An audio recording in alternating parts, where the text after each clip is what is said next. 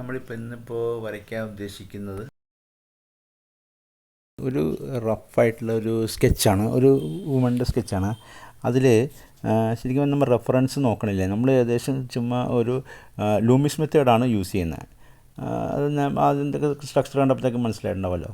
അപ്പോൾ അത് ഏകദേശം നമ്മൾ ആ ഒരു കള്ള് പോലെ വരച്ച് കഴിഞ്ഞിട്ട് ഇത് വരച്ച് കഴിഞ്ഞിട്ട് നമ്മുടെ എൻ്റെ ഒരു ഐഡിയയിൽ തന്നെ ജസ്റ്റ് വെറുതെ ഒരു റഫായിട്ട് ഒരു സ്കെച്ച് വരയ്ക്കണതാണ്. എത്ര ഒരു റെഫറൻസ് ഇല്ല എന്നുള്ളതാണ് ഷോർട്ട്. അതാണ് ഞാൻ ഉദ്ദേശിക്കുന്നത് കേട്ടോ. നമ്മൾ റഫായിട്ട് വെറുതെ ചുമ്മാ എന്താ പറയുക, അങ്ങനെയും നമ്മൾ പ്രാക്ടീസ് ചെയ്യണം എന്നാണ് ഞാൻ പറയാൻ ഉദ്ദേശിച്ചത് കേട്ടോ. ജസ്റ്റ് ഒരു പേപ്പർ എടുത്തിട്ട് നമ്മൾ സെൽഫായിട്ട് ഒരു മെത്തേഡ്, ലൂമിസ് മെത്തേഡിൻ്റെ ആ ഒരു ഫസ്റ്റ് ബേസിക്ക് വരച്ച് കഴിഞ്ഞിട്ട് പിന്നെ നമ്മുടെ ഐഡിയയിൽ ജസ്റ്റ് കണ്ണും മൂക്കും വായൊക്കെ ഒന്ന് വരച്ച് ഒരു ക്യാരക്ടർ ഉണ്ടാക്കിയെടുക്കുക, ഒരു ക്രിയേറ്റീവ് ഒരു ക്യാരക്ടർ. അതാണ് നമ്മൾ ഉദ്ദേശിക്കുന്നത്. അത് എത്രത്തോളം ഇതാവുമെന്ന് അറിയില്ല, പക്ഷെ എന്നാലും നമ്മളത് പ്രാക്ടീസ് ചെയ്യണമെന്നാണ് ഞാൻ പറഞ്ഞത് കേട്ടോ. കുറച്ച് ദിവസമായി ഞാൻ പെൻസിൽ ഡ്രോയിങ് ചെയ്തിട്ട്, അപ്പോൾ നമ്മൾ മെയിനായിട്ട് ഞാൻ വാട്ടർ കളർ തന്നെ ചെയ്തുകൊണ്ടിരിക്കുന്നതുകൊണ്ടാണ് നമ്മൾ എന്താ പറയുക, പൂർണ്ണമായിട്ട് വിട്ട് കളയാൻ പറ്റില്ല. പെൻസിൽ ഡ്രോയിങ് ആയാലും വാട്ടർ കളർ ആയാലും എന്തായാലും നമ്മളിങ്ങനെ ഷഫിൾ ചെയ്തുകൊണ്ടിരിക്കണം എന്നാണ് ഞാൻ പറയാൻ ഉദ്ദേശിച്ചത് കേട്ടോ. ആദ്യം നമുക്കൊരു എന്താ പറയുക, ഒരു ചെറിയൊരു ടെൻഷൻ ഉണ്ടാവും, എന്താ പറയുക, അവിടെ തെറ്റുമോ ഇവിടെ തെറ്റുമോ എന്ന്. പക്ഷേ പിന്നീട് കുറച്ച് ഒരു 6-7 മാസം കഴിയുമ്പോഴത്തേക്കും സ്വാഭാവികമായിട്ടും നമുക്ക് ഒരു തെറ്റ് വന്നാലും നമുക്ക് അതിൽ നിന്ന് തന്നെ നമുക്ക് തിരുത്തിയെടുക്കാൻ പറ്റുന്ന ഒരു മൈൻഡ് സെറ്റ് വരും കേട്ടോ. അതാണ് ഞാൻ പറയാൻ ഉദ്ദേശിക്കുന്നത്. ഇപ്പോൾ ഫോർ എക്സാമ്പിൾ നമ്മളിപ്പോൾ എന്താ പറയുക, ചെറിയൊരു ലൈൻ നമ്മൾ കയറിപ്പോയി അല്ലെങ്കിൽ ഇറങ്ങിപ്പോയാൽ അതിൻ്റെ മുകളിൽ കൂടി ഓവർ റൈറ്റ് ചെയ്ത് അത് വേറൊരു ആംഗിളിലൂടെ ആ പിക്ചർ കറക്റ്റ് ചെയ്തെടുക്കാൻ പറ്റുന്ന ഒരു മെത്തേഡ് നമ്മൾ പഠിക്കും. അത് കുറച്ച് ഞാൻ ഇങ്ങനെ പറയുമ്പോൾ അത് എത്രത്തോളം ആൾക്കാർ ക്ലിക്കാവുമെന്ന് എനിക്കറിയില്ല. പക്ഷേ നമ്മൾ അത് പ്രാക്ടീസിലൂടെ മനസ്സിലാവുമെന്നാണ് എനിക്ക് തോന്നുന്നത്. അത് ഞാൻ കൂടുതൽ അതിനെക്കുറിച്ച് ഡെപ്തിൽ പറയേണ്ട ആവശ്യമില്ല. നമ്മൾ ഓരോരുത്തരും പെൻസിൽ എടുക്കുമ്പോൾ അല്ലെങ്കിൽ ഏതെങ്കിലും ഒരു സാധനം നമ്മൾ ഇത് പ്രാക്ടീസ് ചെയ്യുമ്പോൾ അതിൽ മാറ്റങ്ങൾ വരും എന്നുള്ളതാണ് ഞാൻ പറയാൻ ഉദ്ദേശിച്ചത് കേട്ടോ. പിന്നെ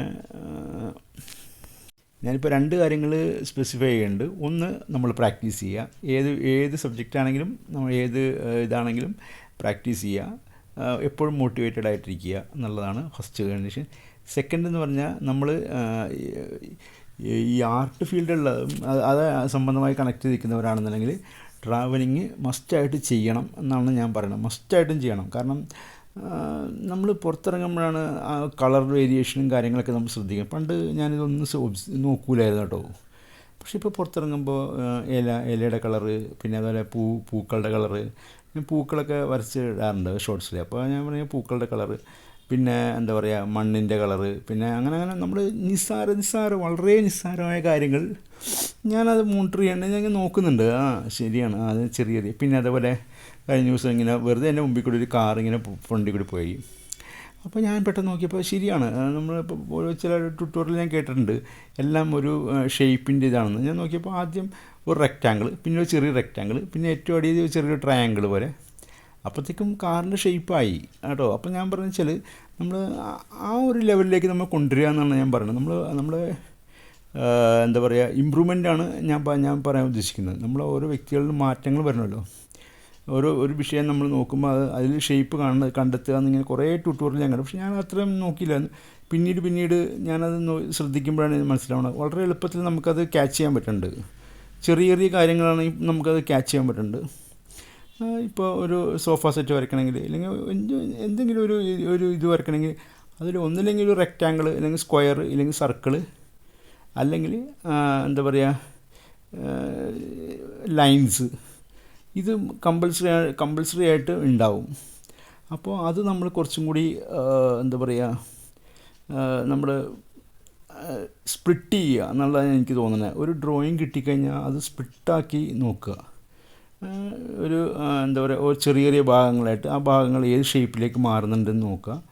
അപ്പോൾ നമുക്ക് പെട്ടെന്ന് ഒരു കാർ പോകണമെങ്കിൽ നമുക്ക് ആ കാറിൻ്റെ ഏകദേശം പെട്ടെന്ന് വരച്ചെടുക്കാൻ പറ്റും.